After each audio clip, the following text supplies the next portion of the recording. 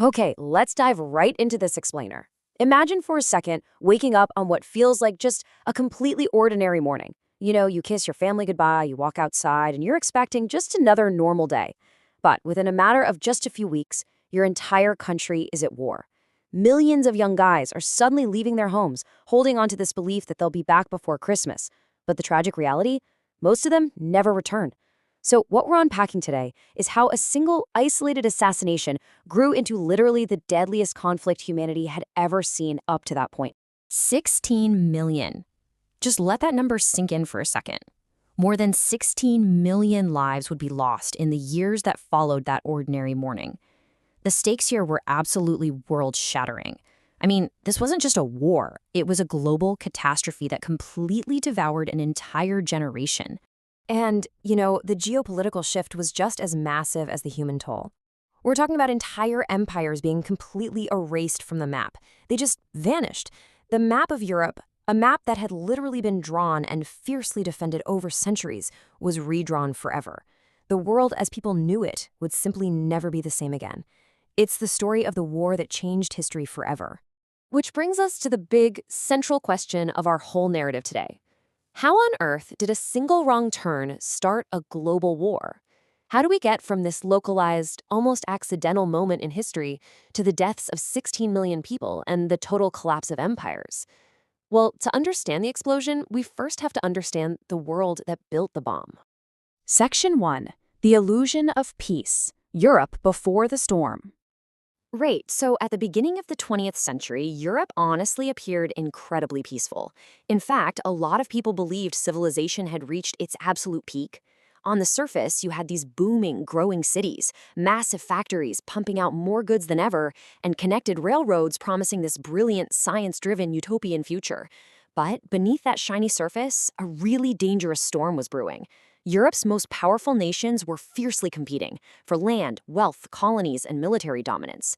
Literally every single government was suffering from intense national paranoia. They were absolutely terrified of their neighbors, and every army was quietly preparing for a war that many privately believed was absolutely inevitable. So this fragile peace was just slowly cracking, basically waiting for one misunderstanding or one gunshot to set the whole continent ablaze. Section 2. Setting the dominoes. The rise of Germany.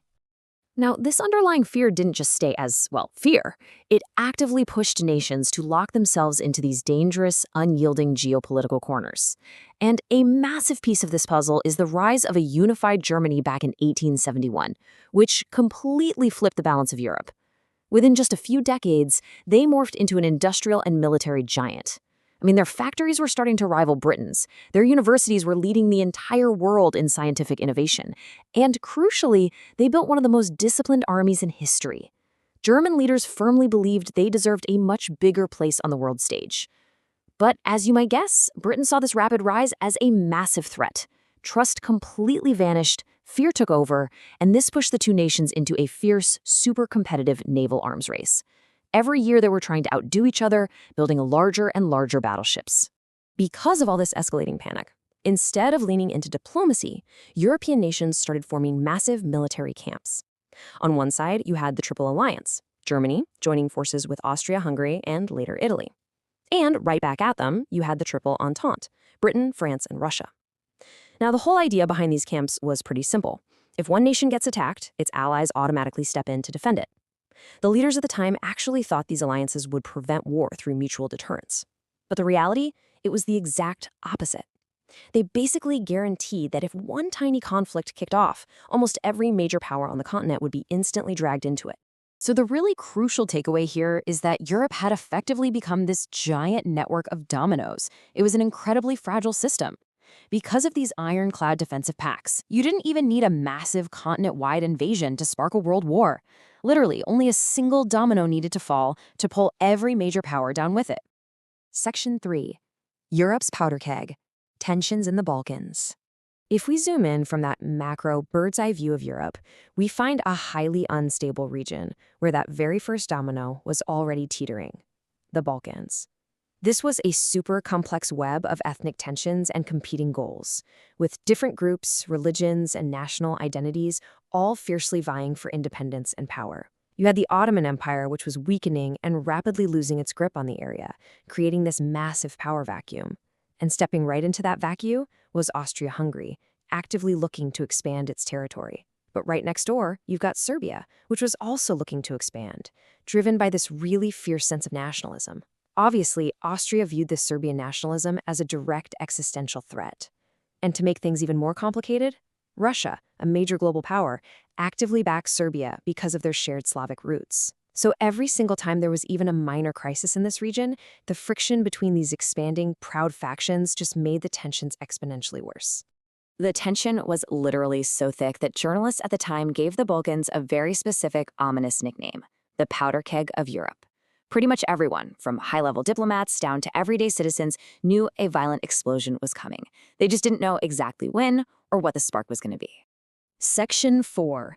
The Fatal Spark. The Assassination. Now let's zoom all the way down to a single street corner. The date is June 28, 1914. The location is the city of Sarajevo. Archduke Franz Ferdinand, who is the heir to the Austro-Hungarian throne, is visiting the city with his wife, Sophie.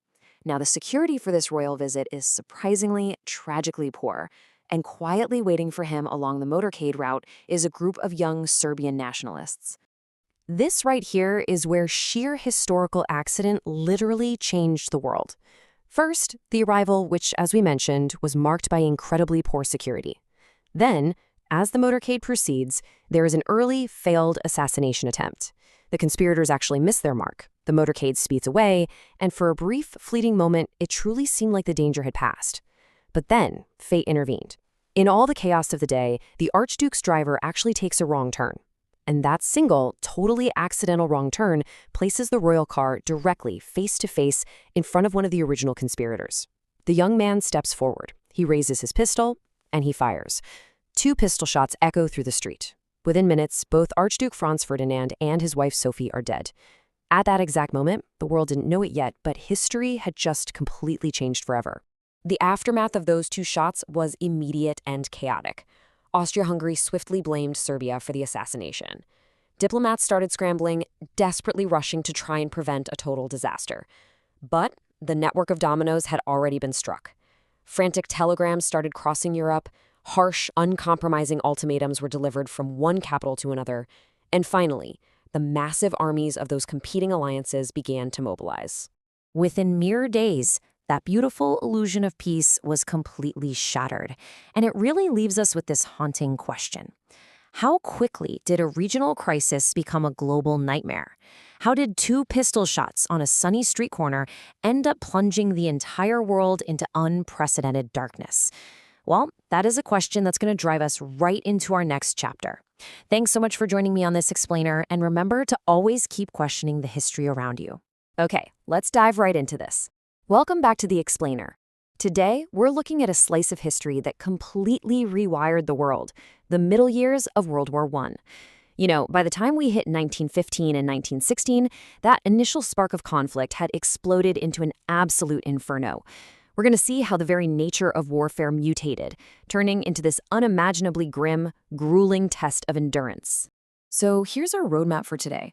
First, we'll unpack total war and the nightmare of the trench deadlock. Then we'll dig into the doomed Gallipoli campaign, followed by 2 of the most infamous battles in human history, Verdun and the Somme. After that, we'll tackle the birth of modern warfare, all that terrifying new tech, before wrapping up with the massive human cost of it all.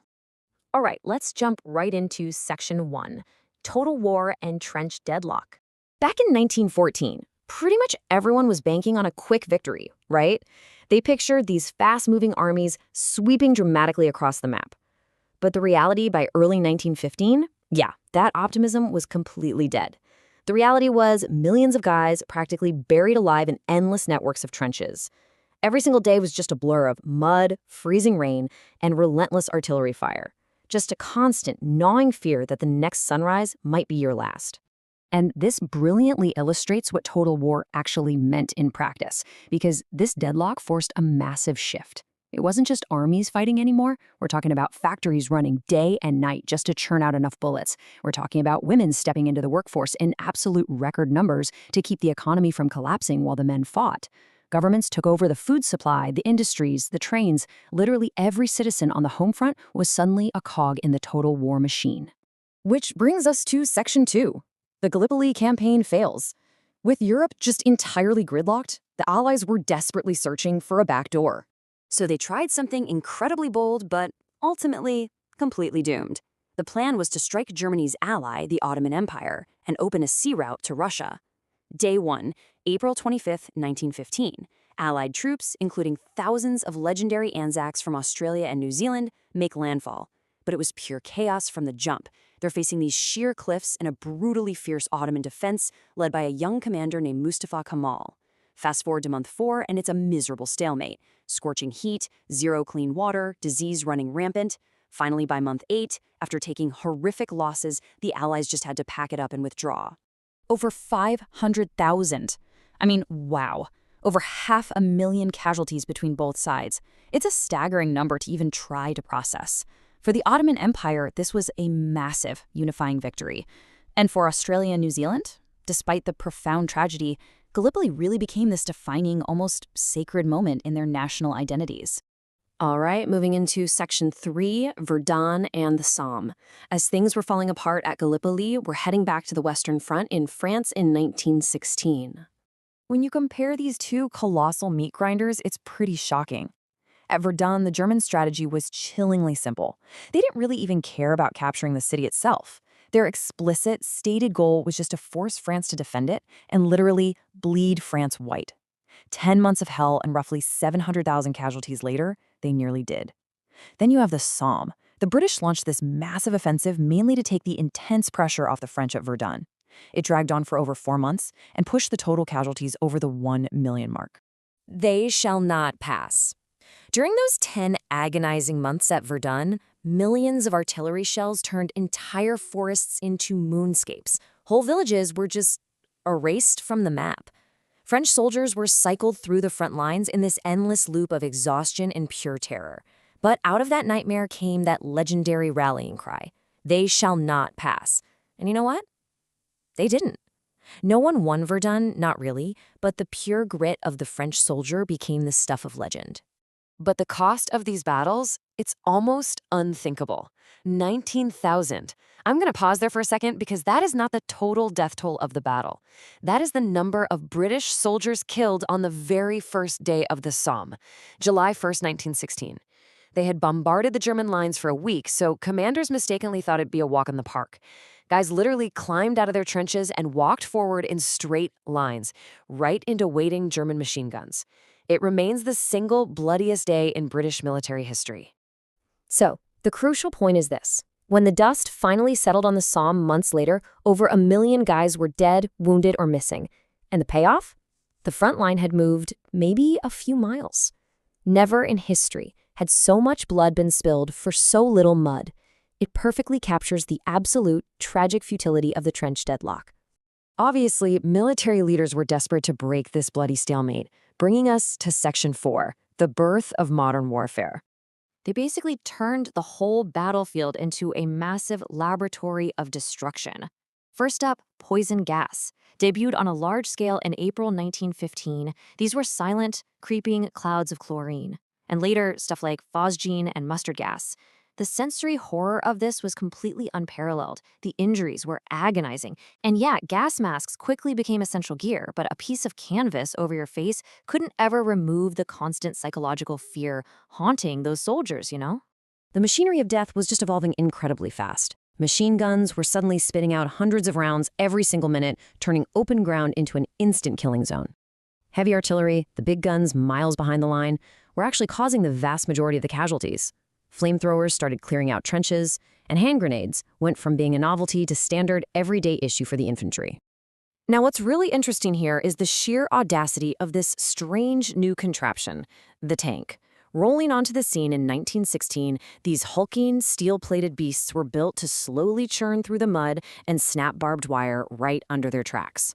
Now actually, scratch that. Early tanks were a mess. Half of them broke down before they even saw combat. But they proved one incredibly vital idea. You could build machines to cross terrain that humans simply couldn't survive on foot. Mechanized warfare had officially arrived. And, hey, The sky wasn't safe either. For the very first time, airplanes became part of modern warfare.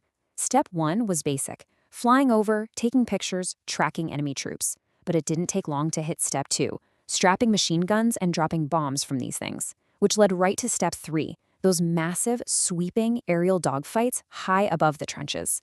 This is the era of the fighter ace. Guys like Germany's Red Baron, flying his bright red plane, captured the public imagination and became absolute rock stars. But up there, it was a brutal, deadly game. Which all leads us right to Section 5, the devastating human cost. We have to bring this back down to reality. Because it's easy to get lost in the numbers and the tech, right? But the true toll off the battlefield was just completely bleak. Millions dead. Across Europe, there were entire towns where there simply weren't any young men left. Back home, you had families constantly checking the mail for letters that were just never going to come. And behind the lines, the hospitals were bursting at the seams, completely overwhelmed by the impossible weight of it all. And for the guys who actually did survive the meat grinder and make it home, they were never the same. They carried these deep, invisible scars, nightmares, severe anxiety, haunting memories they'd carry for the rest of their lives. As 1916 wrapped up, the world had plunged deep into the era of industrialized killing, and there was still zero end in sight. But wait, with Europe bleeding itself dry, U-boats aggressively prowling the Atlantic, and Russia practically teetering on the edge of a full-blown revolution, it begs this massive question: what is the United States going to do next? America is watching all of this very closely. We're going to see exactly how their looming involvement tips the scales of history forever in our next explainer. Thanks so much for learning with me today. Welcome to today's explainer. So let's just jump right in. Picture this: it's 1914, and the entire European continent is practically balancing on the edge of a knife. Europe is at this incredibly tense crossroads. Behind closed doors, you have these frantic diplomats literally working around the clock. Kings are desperately exchanging telegrams, and ambassadors are just rushing from one capital to another. And for a very brief moment, it kind of seems like total disaster might actually be avoided. But behind the scenes, governments are already secretly preparing for the worst because, frankly, they're too terrified to look weak. It really all comes down to one absolutely stark realization, doesn't it? The gunshots in Sarajevo that killed Archduke Franz Ferdinand lasted only a few seconds, but those echoes, they would shake the entire world for more than 4 years. This single event kicks off a period of escalating, intense geopolitical panic that we now know as the July Crisis. Nobody wanted to be the first to back down, and as a result, just one political misstep after another pushed Europe directly toward the abyss. Section 1, the July Crisis, a continent on the edge. Now, what's really interesting about this slide is how one single promise became the ultimate symbol of diplomatic recklessness. The leaders of Austria-Hungary firmly believed Serbia was behind the assassination, and they were dead set on punishing them once and for all. But they had a massive problem. They absolutely couldn't risk a war without some serious backing. So they turned to their strongest ally, Germany. And Germany's Kaiser offers what historians call the blank check. It was basically a promise of unconditional support. Germany essentially says, look, no matter what happens, no matter how far this thing spreads, we've got your back. That one reckless promise completely changed the game. So, feeling pretty confident with Germany's blank check in their back pocket, Austria-Hungary makes their move. On July 23, 1914, they hand Serbia a brutal ultimatum containing exactly 10 demands. And get this, while a few of these demands were maybe sort of reasonable, others were explicitly designed to be completely impossible to accept. I mean, Austria-Hungary actually demanded that its own officials be allowed to operate inside Serbian territory. For any independent nation, that is just a direct, unacceptable attack on its sovereignty. Serbia surprisingly accepted almost everything, but they had to reject the few demands that would literally destroy their independence. And, well, Austria-Hungary immediately declared that response unacceptable. Section 2. The domino effect. Alliances trigger war. Okay, so here's where that dreaded alliance system European planners had been sweating over for decades kicks into high gear, and it works exactly as designed. The dominoes start falling, and they fall fast. July 28, Austria-Hungary declares war on Serbia. Russia, seeing itself as Serbia's big protector, starts mobilizing its army. Well, Germany sees that as a direct threat, so August 1, Germany declares war on Russia. 2 days later, August 3, Germany declares war on France. And the very next day, August 4, Britain declares war on Germany. In the span of just one single week, Millions of soldiers across Europe are ordered to pack up and report for duty. But here is the crazy part. Despite this absolute rapid-fire political meltdown, the public mood was shockingly optimistic. Railway stations were packed with young men in these fresh, clean uniforms. Crowds are cheering, brass bands are playing patriotic songs. A lot of these soldiers were genuinely joking with their families that they'd be home before Christmas. It was just this profound, tragic illusion. They had absolutely zero idea what was actually waiting for them out there on the battlefield. Section 3. The master plan fails. A two-front problem. So, the crucial point is that Germany was facing a massive geographic nightmare. They had enemies on both sides, Russia to the east, France to the west. To avoid getting crushed in a two-front war, General Alfred von Schlieffen came up with this incredibly bold strategy. Step 1. Invade right through neutral Belgium. France's direct border defenses were way too strong, so by slicing through Belgium, Germany figured they could quickly flank and defeat France. Step 2. Rapidly put those victorious armies on trains, ship them east, and defeat Russia before that massive Russian army could even finish mobilizing. Now, on paper, looked completely perfect, but in reality, it was deeply, deeply flawed. Because, well, the plan hit a brick wall almost immediately. Belgium had declared itself strictly neutral, and they had absolutely no intention of letting anyone use their country as a highway for war. When Germany demanded free passage, Belgium flatly said no. On August 4th, German forces crossed the border anyway. And what happened next was truly incredible. These small, hopelessly outnumbered Belgian units fought back with just extraordinary grit and determination. Every single hour they delayed the German advance gave France and Britain incredibly valuable time to prepare. Plus, all these horrific stories of destroyed Belgian towns and civilian suffering completely shocked the world, sharply turning global public opinion against Germany. And that invasion of Belgium triggered a massive response. Decades earlier, Great Britain had officially guaranteed Belgium's neutrality. So on the evening of August 4th, Britain enters the war, and they bring the world's largest, most powerful navy right along with them. But because Britain ruled a massive global empire, all its dominions and colonies were suddenly, instantly dragged into the fight. We're talking Canadian soldiers, Australian troops, New Zealand volunteers, Indian regiments, South African forces. What started as this hyper-localized crisis in the Balkans was now officially a global conflict. But despite that fierce Belgian resistance, and despite Britain jumping into the fray, the German war machine just kept pushing forward relentlessly. By early September, German armies had pushed incredibly deep into French territory. Paris was literally within their reach. The tension at this point is just suffocating. The entire world is watching, holding its breath, asking one terrifying question. Would France actually collapse? And then something genuinely extraordinary happens. French commanders decide to launch a desperate all-or-nothing counterattack right along the Marne River. They're throwing every single available resource they have into this fight. And in this deeply symbolic, almost unbelievable moment, thousands of everyday civilian taxi drivers in Paris actually rush newly arrived soldiers straight from the city directly to the front lines. After days of brutal, absolutely desperate combat, the German advance finally stopped. The Schlieffen Plan had officially failed. Germany was definitely not going to win a quick victory here. Section 4. Descent into the trenches. The war shifts entirely. Because that grand plan for rapid, sweeping movement failed, the armies on both sides were just exhausted and completely exposed. So they dug into the earth just to find some protection. And soon, those shallow little holes deepened into a vast, permanent defensive system. Remember that expectation? A short, glorious war? Well, the reality was a completely deadly, grinding stalemate. That continuous line of trenches ended up stretching hundreds and hundreds of miles, all the way from the North Sea down to the border of Switzerland. Neither side could break through. Modern machine guns would just cut down advancing soldiers in mere seconds, barbed wire trapped them out in the open fields, and heavy artillery just obliterated the entire landscape. And the horrific truth is, the enemy across the battlefield wasn't the only danger these men were facing. Life inside those trenches was just a nightmare of endurance. It was a life lived entirely in the mud. Trenches flooded constantly with rain and groundwater, rats fed on the limited food supplies, and, tragically, on the dead. Lice ran absolutely rampant, spreading disease everywhere, and this awful, unending smell of decay just hung heavily over the entire world they lived in. And we can't forget, the psychological toll was every bit as devastating as the physical one. Sleep was incredibly rare, mostly because artillery shell fire could start up at literally any moment.